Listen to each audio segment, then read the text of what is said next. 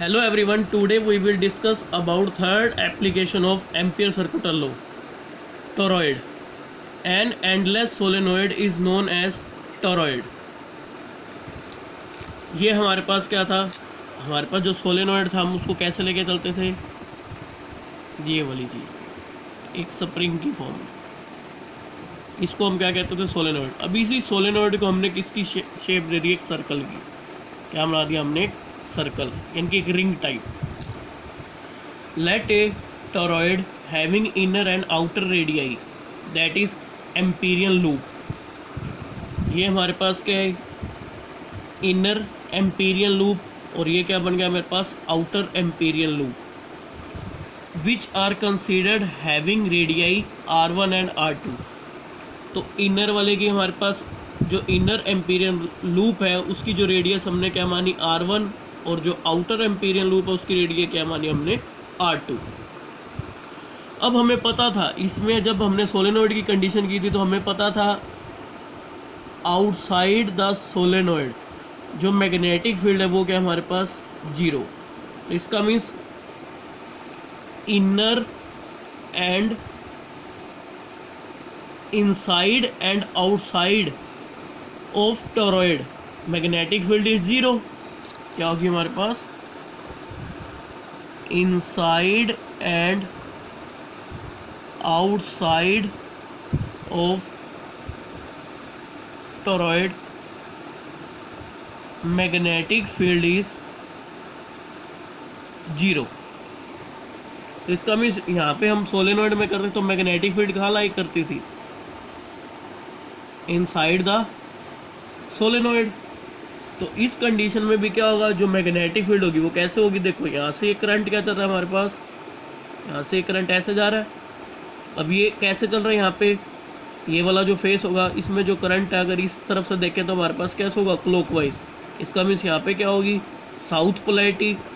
अब इसके दूसरे एंड पे देखेंगे तो यहाँ पे कैसे दिखेगा हमें, एंटी क्लॉकवाइज। तो यहाँ पे क्या होगी, नॉर्थ पोलैरिटी। इसका मीन्स जो मैग्नेटिक फील्ड होगी वो कहाँ पे लाई करेगी, इन between the toroid, in between the toroid. तो ये मैग्नेटिक फील्ड लाइन होगी। इसके लिए हमें क्या चाहिए होगा, एक क्लोज लूप चाहिए होगा, क्योंकि वो किसकी फॉर्म बनेगी, एक क्लोज लूप की फॉर्म बनेगी। लेकिन वो क्या होगा, एक सर्कल की फॉर्म बनेगी। वो किसकी बनेगी, एक, क्योंकि हमें एक ऐसा लूप चाहिए जहाँ पे मैग्नेटिक फील्ड की जो वैल्यू हो, मैग्नीट्यूड हो मैग्नेटिक फील्ड का, वो क्या हो, यूनिफॉर्म हो। वो क्या होना चाहिए, यूनिफॉर्म। यानी कि हमें एक ऐसा एम्पीरियन लूप चाहिए जहाँ पे अगर मैं नेट मैग्नीट्यूड देखूँ इस पॉइंट पे, इस पॉइंट पे, इस पॉइंट पे, कहीं पे भी मैग्नीट्यूड ऑफ मैग्नेटिक फील्ड क्या होना चाहिए, कांस्टेंट होना चाहिए या यूनिफॉर्म होना चाहिए। तो उसके लिए देखो हमारे पास लेट आई हमने क्या माना था, current flowing through the toroid due to which magnetic field produce in between the toroid and between the radii of Amperian loop that is radius R। तो देखो हमने यही कंसीडर किया है, करंट I फ्लो कर रहा है, magnetic field produce in between the toroid, in between the toroid and between the radius of Amperian loop. एक ये इनर एम्पीरियन लूप, ये आउटर एम्पीरियन लूप। तो इनके बीच में देखो between the radii of Amperian loop, और उसमें हमने रेडियस क्या मानी, जो एक नया एम्पीरियन लूप लिया उसकी जो रेडियस है वो हमारे पास क्या है, R। यानी कि हमारे पास ये कंडीशन बन गई।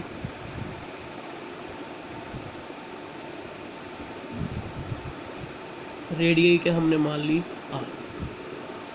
Late there are n number of turns in the toroid. अब ये हम क्या कह रहे हैं, ये वाली जो ये टर्न्स हैं ये कितनी है, कैपिटल N। स्मॉल n हमारे पास क्या होता है, number of turns per unit length. अब हमें ये भी पता है जो ये जो करंट है, जो इफेक्टिव करंट होना चाहिए, वो क्या करना चाहिए, हमें एक ऐसा लूप चाहिए होता है भी वो इस क्लोज लूप में से क्या करे, उसको थ्रेड करके जाए। इसलिए हमें ऐसा नहीं होगा भी हम ऐसे ये वाला क्लोज लूप बना देंगे। इसलिए हमने क्या किया, अभी एक ऐसा लूप बनाया, क्लोज लूप, जो किसकी फॉर्म होगा, जिसमें ये जो सारा का सारा इफेक्टिव करंट होगा वो उसमें से क्या करके जाएगा, थ्रेड करके जाएगा, यानी कि उसको पास करके जाएगा। तो इसलिए हमारे पास जो क्लोज लूप बनेगा वो क्या बनेगा, एक सर्कल बनेगा जिसकी रेडियस क्या होगी, हमने क्या ली हुई है, r। तो number of turns per unit length हमें फाइंड आउट करना है। तो लेंथ हमें पता है क्या होगी, वही सेम इसमें वही कंडीशन होगी। यहाँ पे एक स्मॉल एलिमेंट लेंगे जिसकी लेंथ क्या हमारे पास dl। टेंजेंट मैग्नेटिक फील्ड की डायरेक्शन भी कैसे होती थी, टेंजेंट टू द सर्कल।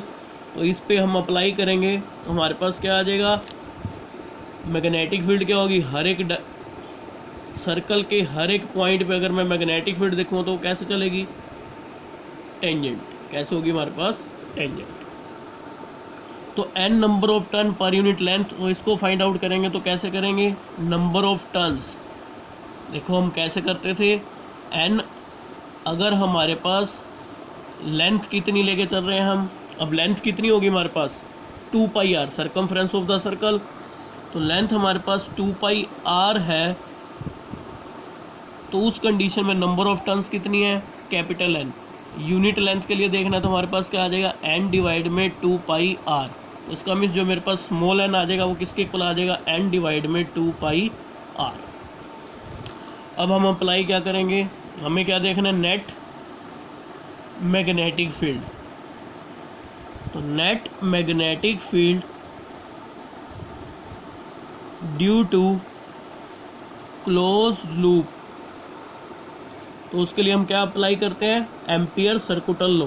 तो एम्पियर सर्कुटल लॉ क्या होता था, B dot line integral of magnetic field. तो हम उसको कैसे लिखते थे, B dot DL equal to mu naught multiply total current. तो B डॉट DL, पहले हम इसको फाइंड आउट करेंगे, यहाँ से फाइंड आउट करें B और DL।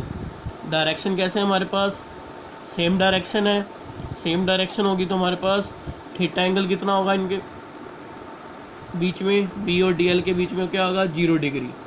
तो B DL cos 0, B dot DL equal to dot product खोलते हैं तो हमारे पास एंगल क्या आता था, कोस। अब थीटा एंगल कितना है हमारे पास, 0, तो कोस 0। अब देखो हमारे पास क्या रह जाएगा, B DL कोस 0 की वैल्यू क्या होती है, 1। अब इंटीग्रेशन से, अब ये चीज़ कांस्टेंट है, B क्या था हमारे पास, यूनिफॉर्म है, तो हमारे पास B की वैल्यू क्या आ जाएगी, बाहर आ जाएगी। ये हमारे पास क्या रह जाएगा, integration DL, close loop integration DL। तो हमें पता है इसकी जो वैल्यू होगी वो किसके इक्वल होगी, सर्कमफ्रेंस ऑफ द सर्कल, क्योंकि लेंथ देखनी है हमने, DL। तो हमारे पास एक लेंथ बनी, तो सर्कमफ्रेंस ऑफ सर्कल क्या बनेगी हमारे पास, 2πr।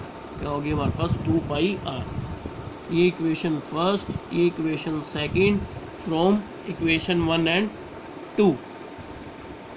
Left hand side equal है तो राइट हैंड साइड भी क्या हो जाएंगी, इक्वल हो जाएंगी। लेफ्ट हैंड साइड क्या होगी हमारे पास, इक्वल है, तो राइट हैंड साइड भी क्या हो जाएगी, दोनों इक्वेशंस इक्वल हो जाएंगी। तो इक्वल करें, हमारे पास क्या रिजल्ट बन जाएगा,